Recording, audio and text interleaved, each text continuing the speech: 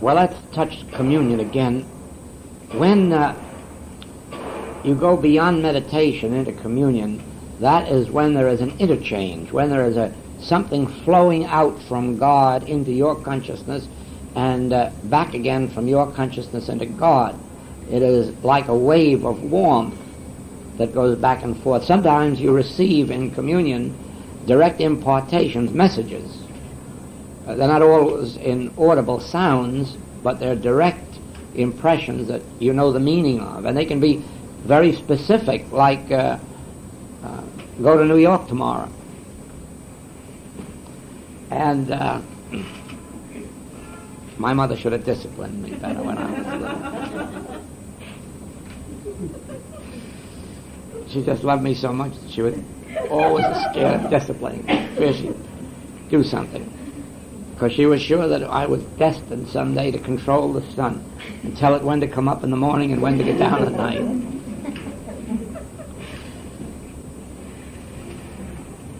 Well, communion then is a deeper sense than meditation. It's meditation carried to a deeper degree. Not that you carry it, God carries it. Because it's all by grace. You can't bring it about, you can't force it. You can only be patient and wait for it. And then you find that it takes over, and there is this communion is the only word, inner communion, peaceful communion, joyous communion, when you really feel that the love of God is touching you and your love of God is returning unto God. And just as you are feeling God's love for you, so God is feeling your love in return. And a wealth of experiences opens up in communion. And of course, when that is carried to its ultimate, it results in the final relationship, which is, of course, union with God. And when that stage is reached, there is no longer a communion because there aren't two. That's the stage where Jesus realized, I and the Father are one. You find this in the Song of Solomon. It is given there almost as if it were a human love story.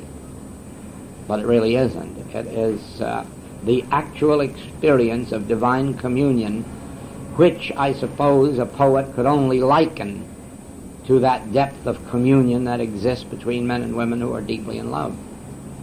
Now, it is a union. It is at first two. It is, in the communion stage, it is the two who love each other, the Father and the Son. Even as the Father has loved me and I have loved the Father, so do I love you, the disciples. And love all others, even as I have loved you and the Father has loved me, and so forth and so on. That is the relation that comes in this communion, where God loves us so supremely that we can feel it as clearly as a mother's love that's enfolding her beloved's child. And you also feel the flow of the love that's going out to God. It brings tears to your eyes. But that ends with union. And when union takes place, there is no me anymore. There's only God. And as you're looking out, you're only seeing what God sees. You're only feeling what God feels, because there is no other selfhood. There is no other you. It's only God being you. And that experience happens to some people once in their whole lifetime. Other people have it happen 3 or 4 times, and there are some fortunate enough to have it many more times. One of these people who had it only once left a great, great record for mankind, and that was Silesius. Silesius was a physician, and evidently a religious man.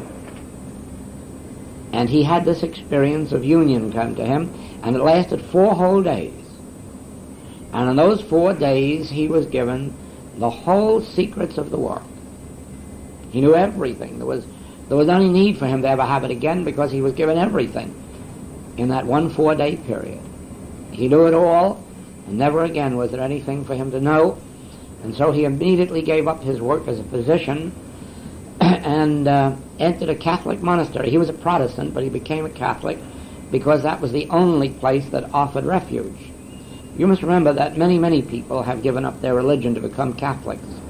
Not for the Catholic religion, but because the Catholic religion is the only one that acknowledges the possibility of a person finding their union with God and then wanting a place of retreat away from the world for the rest of their days. And so the Catholic Church welcomes people who have had the experience and who want to leave the world to live in contemplation.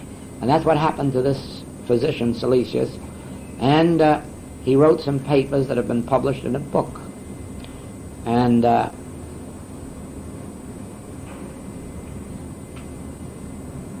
think that book is called The Wandering or The Wanderer.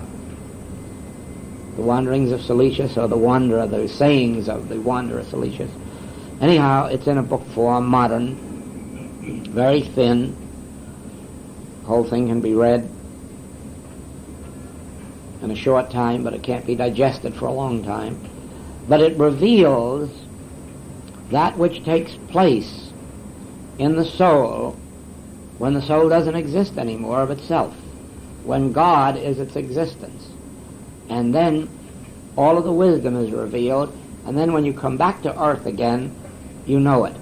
It remains with you. And so over the period of years, he recollected and recollected and wrote, and out of it came this thin volume. And he tells us that this experience only happened to him once. But he spent the rest of his life trying to recapture it and never did. And so he had to live in the glories of that once. Well, his life was probably an unhappy one. To have that experience once and never again is very frustrating. But for our benefit, it was very profitable because it left that record. In the same way, Jakob Böhm of Germany had the experience 3 times.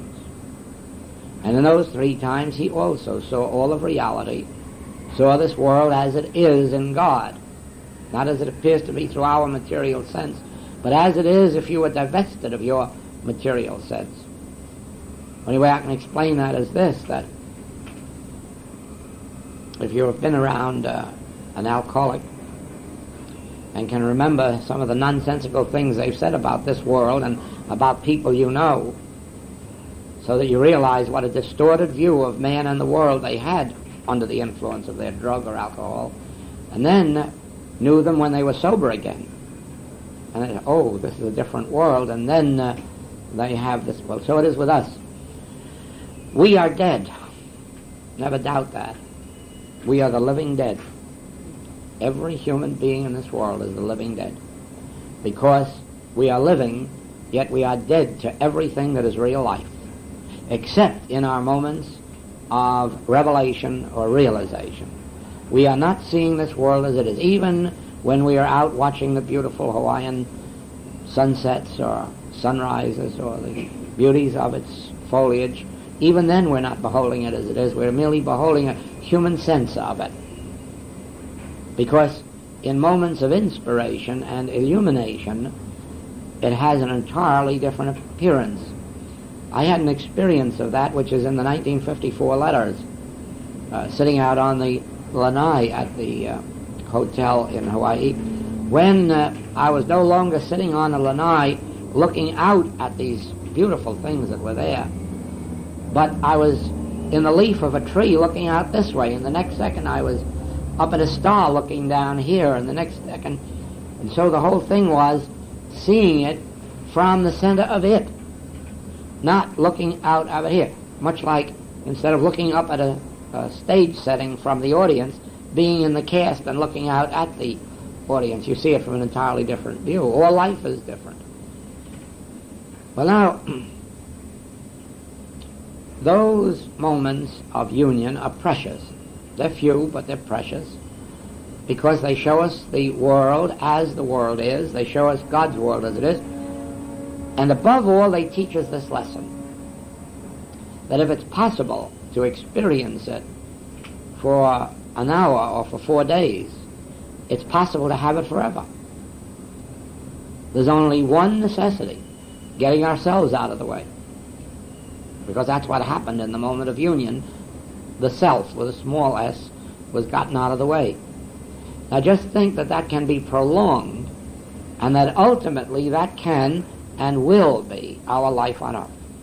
The day will come when the earth will be so full of the presence of the Lord that there will be no mortal or material sense of existence left. There will only be that spiritual vision that looks out. But, you see, that only comes to us by degrees through the practice of meditation. It has happened here and there to a person with no degree of religious life or meditation, but very, very seldom. And the few times that are known when it did happen was usually a person who was internally in distress. And whether they were conscious of it or not, they were saying, God, God, God, do something about this. And sometimes in their very desperation, God did. In other words, their self got out of the way, and God could show through. But ordinarily, this experience comes to people who have some kind of religious leaning, some kind of a religious impulse that keeps them cogitating, contemplating, ultimately meditating, then communing. And from there on, of course, it's only a step to the union. For us, then, in the message of the infinite way, this is important. God is, but God is going to do nothing for us or about us or to us, except in proportion as we can open out a way within ourselves to let God escape from locked up in there to an activity in our consciousness and a realization of presence. And meditation is that way. If we can get the click, if we can get to that point, not through mental striving or mental straining, it's through discipline and patience, contemplating, meditating, patience. If we can get to that place where eventually this deep breath takes place, or this tingling in the body, or the sense of warmth, anything, or just an awareness, if we get to that, we can say, it's happened. Then from then on, it is simple to return to it, to bring it on frequently, and ultimately to live constantly in God's presence, under God's direction, so that you never have to take thought about what to do today or tomorrow. It always comes the other way. The thought comes to you, and then you merely act it out. In other words, instead of you making a decision to go somewhere or be somewhere or do something, something within you happens, and then you say, I have to be there, or you find yourself there, even without thinking about it. Or the invitation comes to you, rather than you seeking it. That's what happens as this Spirit, presence and power of God, takes over. Now you can see why the letter of truth is necessary. Because when you first go into your contemplation, there's no use contemplating lies. There's no use contemplating fiction, darkness, or ignorance. You've got to contemplate truth. And the letter of truth is what gives you the truth to contemplate. What is the letter of truth, the correct letter of truth? I and the Father are one. God is one power. God is the only power. God as the law, substance, activity of the universe. God is spirit. All creation is spiritual. Those things constitute the correct letter of truth, and you contemplate them. And that leads you to a period when thought stops, and you sit for a second or so in meditation, and then go on about your business, and the presence takes over. So the correct letter, when contemplated in meditation or contemplation, becomes the spirit of truth. The correct letter of truth becomes the spirit of truth, the consciousness of truth, and takes over. And meditation is the means whereby it happens. Meditation in and of itself is not the goal of life. There are many people who spend hours and years in meditation and get nowhere except end up in a grave, because their idea is that as long as they're sitting here thinking nothing, that everything is beautiful, and that is not it. Meditation is an avenue, a means that we use toward realizing God. Once we've realized God, we can throw the meditation away. Do you see that? Meditation isn't just sitting there still and thinking that because you're sitting in the silence. No. Meditation isn't the thing. Meditation is an avenue. The same with the letter of truth. Learning all the truth and all the books isn't going to get you into heaven. That is merely a way. It is an avenue, a vehicle, an instrument.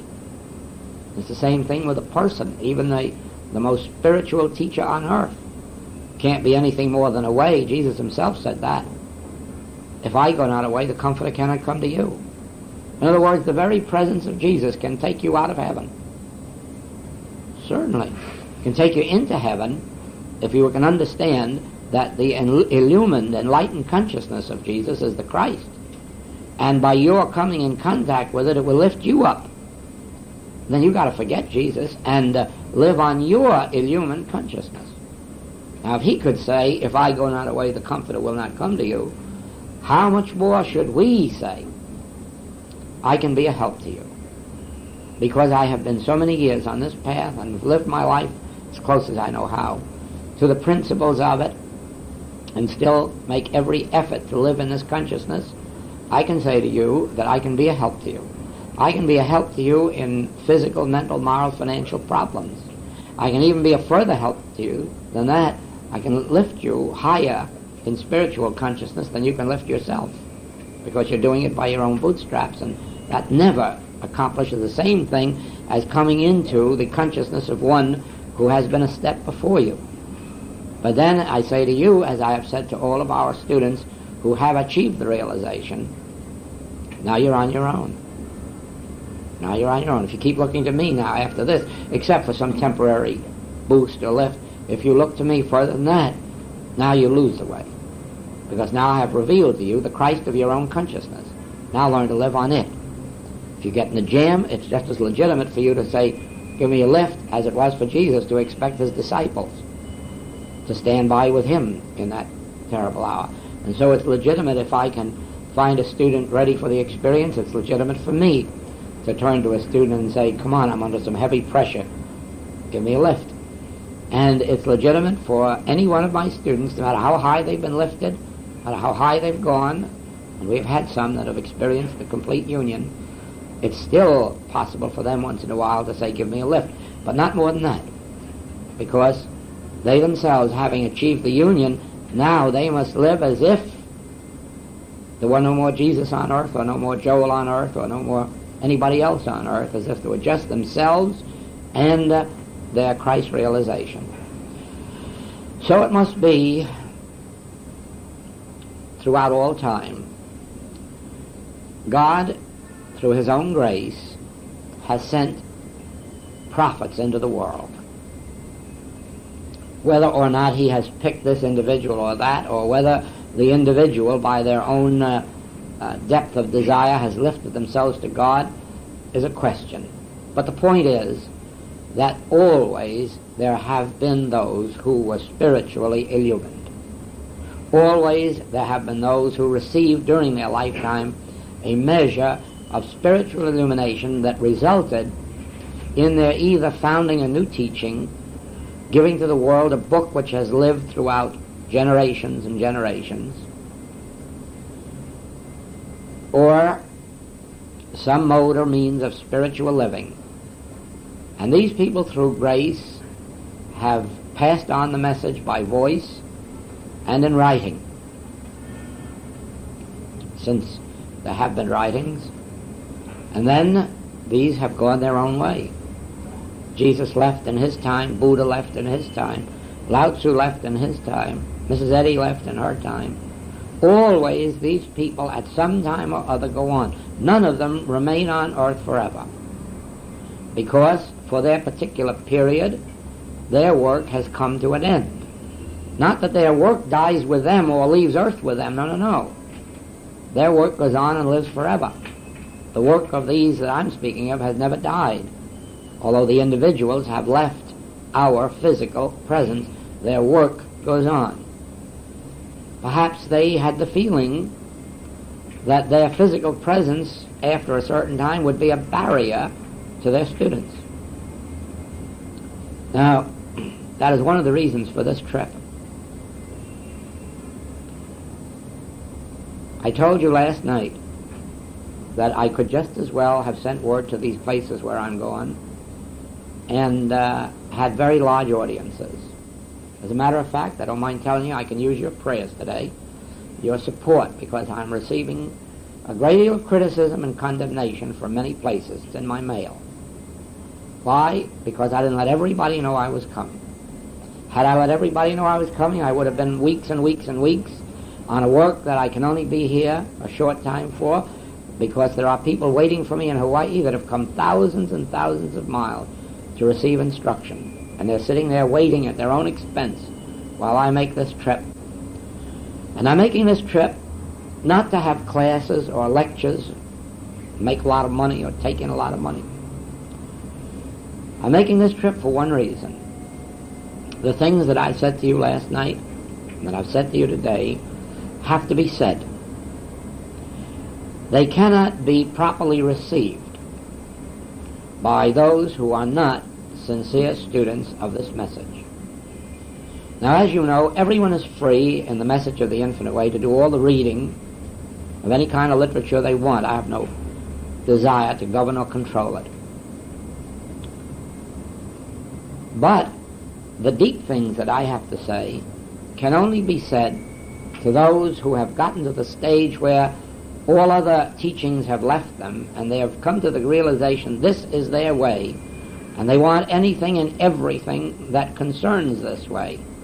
And so I have asked those who have done the inviting in Portland and Seattle and in Chicago to please invite only those, ask only those that they feel are not still on the path of seeking for their teaching, but those rather who have found that the infinite way is their teaching, and that they want everything the infinite way can give them and nothing else but that.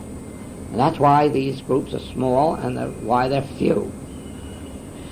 To those I can say anything and everything that comes out of my soul, with the knowledge that they will take it in, and whether or not they can achieve it or demonstrate it today or tomorrow, by the study of these tapes and by the constant communion with each other when I'm not here, they can embody this message.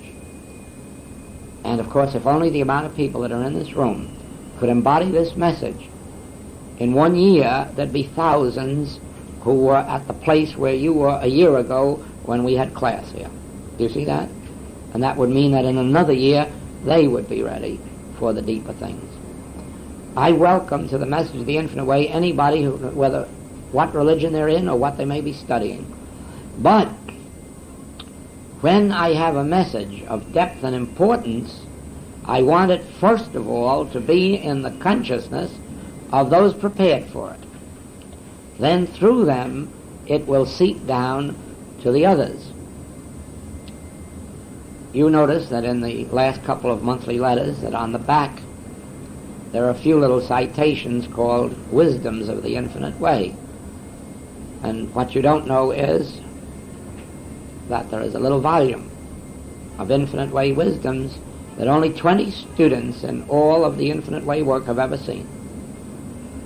And those 20 students have had the benefit of all the Infinite Way wisdoms for a year.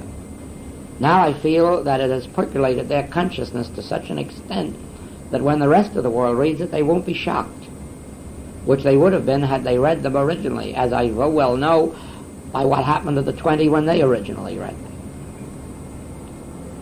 Now, some of those will be released, and by next year, I wouldn't be surprised that there'll be a new edition of the Infinite Way with all of the Infinite Way wisdoms, because by that time, consciousness will be ready to receive it. And so it is that everything I said to you last night and everything I said to you today, while none of it has shocked you too much, because most of it you've been prepared for, would have shocked an open audience, a great deal of it. But by the fact that it's now cushioned in your consciousness, in another month, 2 or 3, we'll be able to use it in letters or pamphlets, and so leave it out into consciousness. You will remember that the Master cautioned about throwing your pearls before the unprepared thought. Don't do it. Don't do it. Truth is shocking. Truth is radical, and truth can be lost. I can refer you to the first edition of Science and Health by Mrs. Eddy. And if you will turn to it, you will find on the last page of that book, the very last paragraph, it says this, in essence, not in exact words: my students will change the more radical parts of this book, but future years will have to reestablish it. And that has come true. There are things in the first edition of Science and Health which Mrs. Eddy's students forced her to take out of later editions and which do not appear in the last edition of Science and Health.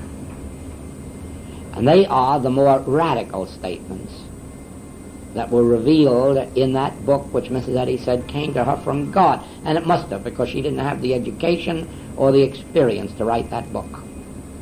That book had to come out of God, even though it is faulty in its presentation. That merely represents her lack of experience and education as an author. Heaven knows she makes no claim to being an author at that stage of her life. And but the essence and the more radical statements that are in that book are now being given back to the world, and some of it even in Christian Science. You even see references now to things in Christian Science that had their origin in the first edition, but which haven't been mentioned for a long, long time. But whether or not it is revived in Christian Science, it is revived so that it will reach Christian Science, those radical statements. Now, you know, one of those radical statements was that no one has ever yet been benefited by prayer. And all that Mrs. Eddy meant by that was what we have been saying here today, that ordinary prayer that goes to God for something doesn't benefit anyone. It may give them an emotional uplift. Why? Why, look, let's be honest about this thing. Supposing you could right now pray to God for something and get it, what would you think about God for withholding it yesterday? Why, if God is the all-knowing mind, didn't God give it to you yesterday? Why, if God is divine love, did God wait around for you to pray? Or if you could find some special method of prayer, Catholic prayer, Protestant prayer, Jewish prayer, Christian Science treatment, infinite way treatment, unity treatment, why should any one of these be more effective than another? You don't mean to tell me you believe that God cares what form you would approach God in? Why no? The secret is this. The only effective prayer is silence. That period after contemplation, which is a complete silence of thought, even if it only lasts 1 second, that's your moment of prayer. And that is effective. That brings healing. That brings supply. That brings longevity. That brings eternality, immortality. Don't you see that anything else would be enlightening God, telling God what things you have need of, and then asking God to fulfill your desires? Wouldn't that be terrible if we all got our desires every time we had one? It'd be a terrible world, wouldn't it, with each of us wanting something else and a lot of us wanting the same thing at the same time? No. No. You see, it is radical to make the statement to you. It was radical when Mrs. Eddy made it. that no one yet has ever been benefited by prayer. It is just as radical when I say to you that all that praying that's done out in the churches, some of which you witnessed in the... You remember, some of you probably can remember as far back as the Depression. Remember all the people who went to church to pray for supply? All the time that the earth was full of supply? So much so that the government was sending it out to sea to bury it? Burning it up in bonfires? And we have a vice president of the United States yanked out of office because a few of us saw to it that he did come out, for burning up crops, burning up animals, sending crops out to sea to throw them overboard.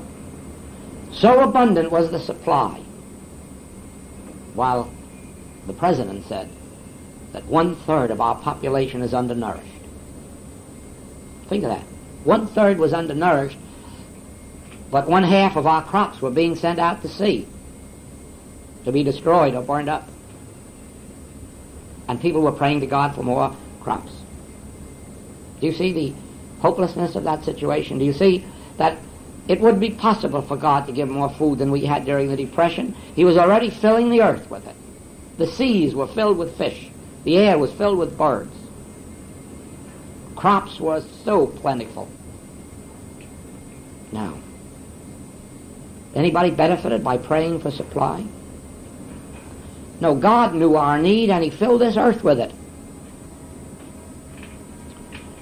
But if you or I individually were not getting it, there was a way. There always has been a way to have a table set before you in the wilderness. There always has been a way in which you could have everything that God had, regardless of outer conditions. And that way was communion with God, contact with God.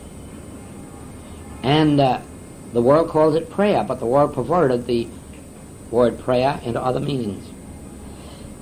Now, when you pray the prayer of silence, which is virtually saying, I can of my own self do nothing, and Father, I don't know my needs, you do. And then sit in the silence until you have made your at one minute, your click, then you'll find that no matter how many depressions there are, you'll be abundantly supplied. No matter how many diseases there are, you'll be free. I don't know if you know the story of Richard Davis, a man who was a Christian Science teacher, lecturer, one time editor of their publications, and before that, chaplain, naval chaplain in World War I, who had crews of 13 ships under his charge, under his spiritual charge, 13 mine layers. And at a time when the flu epidemic hit in England, and men were dropping like flies, Mr. Davis came through without one man having contracted flu. Not one man had the flu who was under the spiritual charge of Richard Davis. And I'm sure Richard Davis never asked God to save his men. No. There's only one way, and he knew it. Be still. Be still and let the activity of God come in, and there'll be no discord. That's still the way today. The infinite way didn't invent this way. Joel Goldsmith didn't dream it up. This is the way that has been known to the religious leaders of every religion of all ages. They received it by the grace of God through revelation, and so did I. I didn't get it from books. I have found confirmation of it in books, but I got it through an inner grace. That's why it now appears in more books. If I had gotten it from other books, I would have just been quoting. But my books aren't quotations, and they're not made up of quotations, although they contain quotations showing the universality of this message. Now, I claim no originality for the infinite way. It is God's work as it has been revealed to many, many people through this inner grace. It will be given to many, many more in years to come. and it will be written again in new ways. But in the end it will be the same. It will say the same thing, be still, and let the grace of God descend upon you. Do not try to influence God to do something for you. Do not ask God to do something for you. Do not expect God to do something for you. God is not sitting anywhere, even within you, holding back any good from you. God is not a giving God. God is not a withholding God. God is a state of infinite divine being.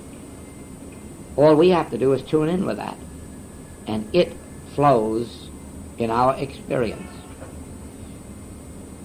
Now, in our time, contemplation and meditation will be the ways of achieving communion and finally union. It may well be that in coming generations they will be able to do without contemplation, because we already have a group of children who do not have to contemplate, who are already at the stage of meditation without contemplation. They can sit down at any moment, get still, and find themselves in the presence of God without thinking any thoughts. Oh yes, we have children who are showing forth the life of the Spirit in their present experience, in their health, in their schoolwork, in everything else. You can't give them that by sending them to Sunday school, but you'll see in the May letter how parents can do it, if they themselves accept this principle and live it. And so we have some that are doing it. And so it may well be that there will be a generation who will not have to contemplate. They'll just sit down and enter meditation. And if that happens, of course, then there'll be other generations that won't have to meditate. They'll find themselves from birth in communion with God. They'll be able to go in and out at will, heaven and earth, all the time. Because it's only a matter of unfoldment. The final demonstration of heaven on earth will be the day, well, it's illustrated in this story. You may have heard it. A very well-known religious leader died, went to heaven, knocked at the door, expecting to get right in. And he had to knock several times before God answered. Who's there? I am. So I'm sorry, there's no room in heaven. You'll have to go away and come back some future time. Well, it was surprising. So the minister went on his way, and he pondered, prayed for a couple of years, and he came back. He knocked at the door of heaven and waited. God said, who's there? He said, I am. Sorry, heaven's all full right now, but you go away and wait a while and come back again. And it took him several years to think that one over. He came back the third time and knocked, and God said, who's there? And he said, thou art. Yes. You see, the day will come when we will say, thou art. Not I am, and not I will be, not I ought to be, not I deserve to be. Thou art. And the moment we say thou art, we have no more problems, because I am has disappeared. There's nothing left but thou art. You realize that more and more as you contemplate the idea of the one self as we had it last night. The moment that I can agree that you are myself, I can't think any more thoughts about you as separate and apart from me. And so all enmity disappears, all jealousy, all lust, all greed, all disappears the minute I can think of you as myself. There isn't any room, there isn't any possibility then. I can't even do the favors for you that would keep you from finding God for yourself. Very often we are misled by our human love to do things for our students and patients that actually block their progress. But once we have this realization of divine love, we're like God. We're willing to keep you out of heaven if it's necessary to wake you up. So it is. No one on earth could meet with dishonesty, with all of these tragedies of lust and greed, mad ambition, if they realized thou art. Because there'd be no selfhood to be glorified. There'd be no selfhood looking for a position, a place, an income. There would only be the realization that God's selfhood maintains and sustains itself, and that's all that we need to know. Well, I have an idea that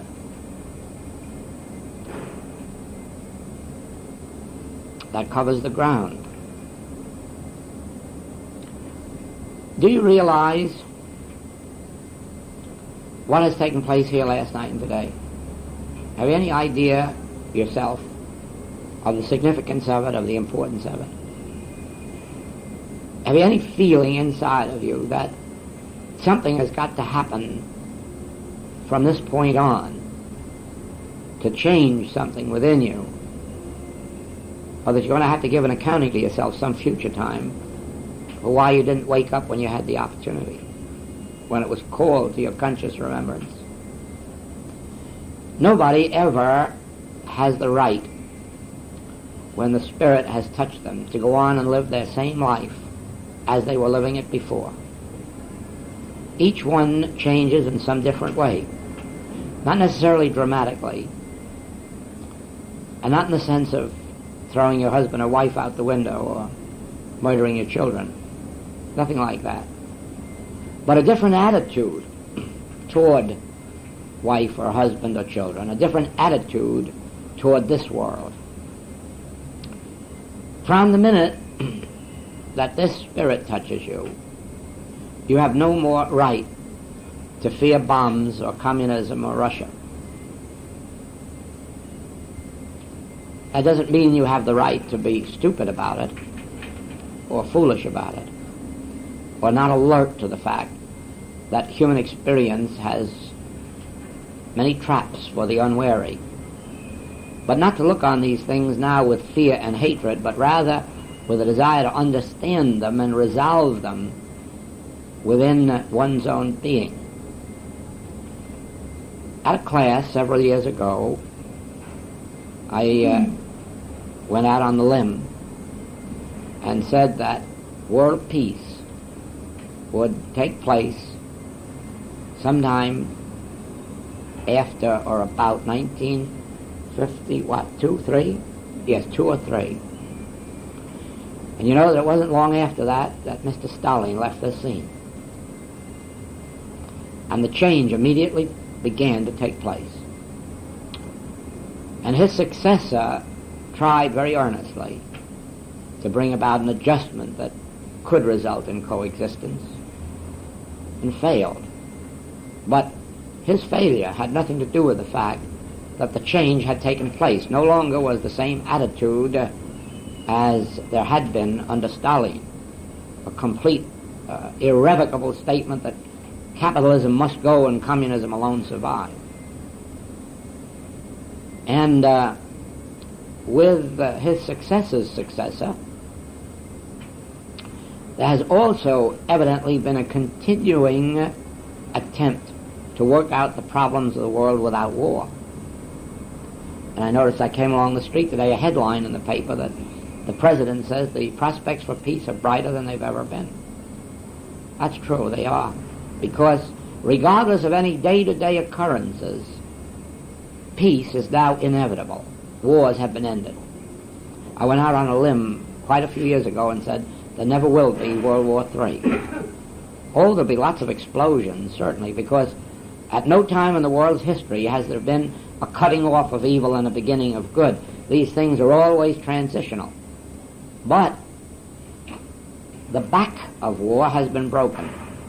The spinal cord has been broken. And that is this: wars are only possible through physical force. If it were not possible for one nation or group of nations to be stronger than another, there couldn't be a war. Because nobody on earth, no leader, would ever go to war knowing in advance he was going to lose it or there was a possibility of losing it. He goes in the conviction that he's got the strength to win, because if he loses his head too. Now, every leader on earth, makes no difference whether they are men of integrity or whether they're not. This they know, that if they start a war that they can't finish, they're doomed with it. And no leader wants that. Every leader knows today that there's no possibility of winning a war. Nobody can win a war. No matter who starts it, all must lose. Why? Because the world has reached the end of the limit, let us call it, of physical power. They now have the power to destroy themselves and the rest of the world. That's totality of power. But it's a power that can't be used against anyone, because it's a power that's self-destructive. Once it's unleashed, it has to destroy everybody. When we had rifles, if we had 10 times more rifles than the enemy, we could kill 10 times more than they could. When we had airplane bombs, and they didn't, we could do more damage. When we had blockbusters, we could do more damage. When we had the atomic bomb at Hiroshima, we could do still more damage. Yes, but now we have the bomb that when you drop it, wipes the world out. And we have 2 people that have it, at least 2, and maybe more. Now there is no way for us to wipe out Russia without their getting through to wipe out a lot of us. There's no way of them wiping us out without us getting through to wipe out a lot of them. Nobody can win. And so the backbone of war, which is the possibility of superior physical power, is gone. Now men have to say, is there a power greater than physical power? And there is, but when they find it, they'll find they can't use it against anyone. The power that's greater than physical power is love. And not human love either. It's a divine love, which is a two-edged sword. The minute you tamper with it, you cut your own throat. The minute you violate divine love, you cut your own throat. It's a double-edged sword. Love isn't a gentle thing. It's only gentle while you're in tune with it. It's like electricity. Electricity is very gentle and sweet. Gives you light, gives you warmth, gives you cold, gives you energy. Oh, it's a delightful thing. Try to play with it. You'll find that it's double-edged. It has 2 powers. It can burn you up in a hurry. So with love. Love, don't try ever to use love. Don't ever think that you can violate it, because that's what we pay our penalties for. Love is a cosmic law. Love is the law of God. The law of God is love. It was a Greek, I think it was, where was it? Plato, Aristotle, Socrates, who said, you can know God's law by his love. You can know God's law by his love. When you are in tune with divine love, which means that you are loving, whether it's friend or enemy, then love is a gentle thing that brings peace. The minute you violate divine love by being so good to your own family that you neglect your neighbor's family, or that you give so much charity to this religion and neglect some of the other religion, the moment you think that you're going to use love in a personal way, you're tampering with it. You're tampering with danger. Love is universal. Yes, Miss Eddy had a statement about love being universal in its adaptations and bestowals. Love is that. But we aren't manifesting it when we're manifesting selfish love. We're letting the sword come too close to our own throats. So it is that I bring to your attention this time cosmic law, which is the law of love. The law of loving your enemies. Not fearing them, not hating them, loving them. And it was in that years ago I saw that those mystics who are working today on the inner plane would bring about a state of international peace. Not merely a cessation of war. You can have that with the United Nations. But you can't have peace through the United Nations. You can only have peace through the love in men's hearts. And nothing can put love in men's hearts except those who are imbued with love. And in the beginning, that's the mystics. And through them it comes down to our individual souls and consciences. They fill us with their love. We in turn fill our students with their love. They in turn go out into the world and live love with their neighbors. And in that way, peace comes. And so I saw that the end of war had come. That was before Korea. And I saw that the end of war had come for all time. There'll always be these petty little things while there's human will. But the big wars are over. The day is gone. The type of leadership will change. We not only had that in this country, but you see they've had it in England. A different type of leadership than they ever knew before. A higher type of leadership, a finer type of leadership. A leadership that has much more vision than they've ever known in the whole of the history of the British nation. Their type of leadership has been more or less that of going out and making an empire, the conquering type, or the type that held it together, that wasn't elected to break up the British Empire. But this type is different. This type had the vision, when all else failed, to draw the European nations together on an unselfish basis, even against what seemed to be some of their own interests.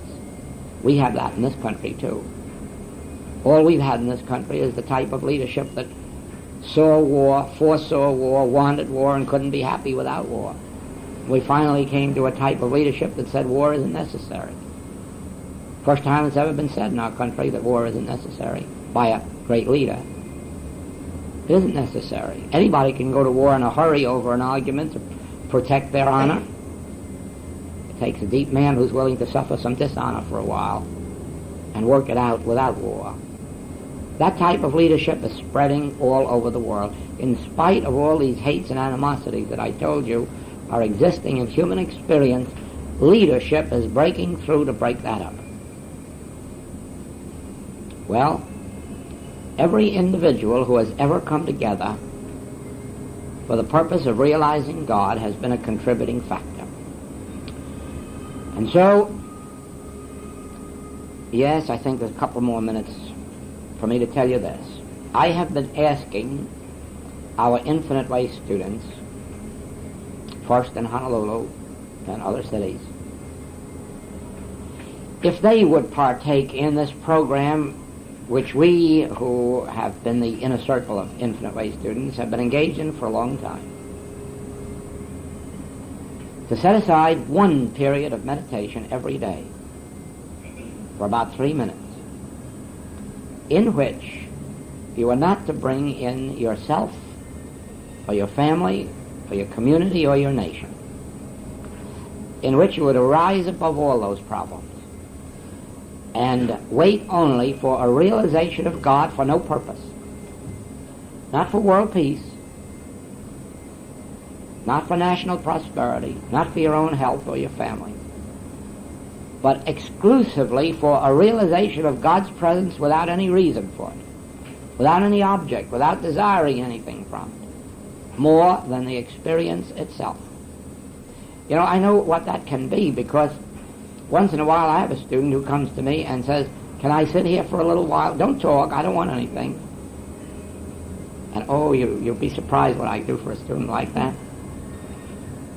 Because I know right well that there's nothing personal about the whole thing. They just want to sit and bask in an atmosphere of love, of unselfishness, whatever you want to call it. And so it is when we go to God and we have no desires, not even for peace on earth, just a desire to experience God. That's all. Miracles happen. I hope you'll take that program, 3 minutes, 2 minutes, 4 minutes, every day. Leave the whole world out and all of its problems, and just say, "God, all I want is the experience of God. I have no reason for it. I have no desires. I don't want you to do anything about anything. I'm perfectly satisfied with the way you're taking care of your own world. But just let me have a feeling of your presence and I'll be satisfied." Thank you.